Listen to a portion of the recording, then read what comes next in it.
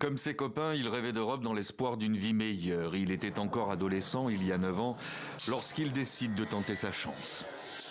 La voie, elle est très dangereuse. Et il y a, parmi les gens qui ont voyagé avec moi, il y a eu des morts et des malades. En tout cas, il y a eu beaucoup de choses. Ce que je peux dire, c'est qu'ici, on peut réussir.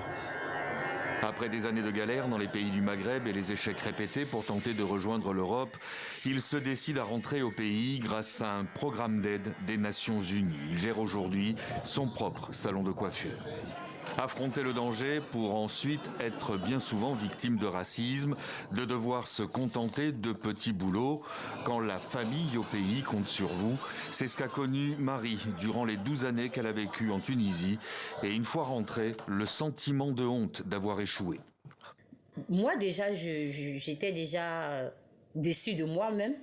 Vous comprenez, c'est comme si j'avais rien apporté, la famille avait compté sur moi et puis moi je revenais sans rien et tout. Donc j'étais déjà brisée.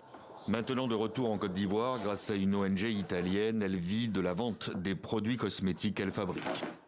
Sensibiliser les candidats au départ, tenter de les décourager, c'est la vocation que s'est trouvé cet ancien migrant, lui aussi rentré au pays après des années bien difficiles. L'Europe, c'est vrai, l'Eldorado, comme tout le monde rêve. Mais aujourd'hui, moi, je peux dire mon Eldorado, c'est ici parce qu'aujourd'hui, Dieu merci, je suis fonctionnaire à AFSI, à une structure internationale. Je suis chauffeur là-bas, j'ai mon assurance, je suis payé par mois, mes enfants en assurance. Depuis 2017, l'Organisation internationale pour les migrations a accompagné plus de 18 000 migrants dans leur retour en Côte d'Ivoire. 92% d'entre eux étaient partis pour des raisons économiques.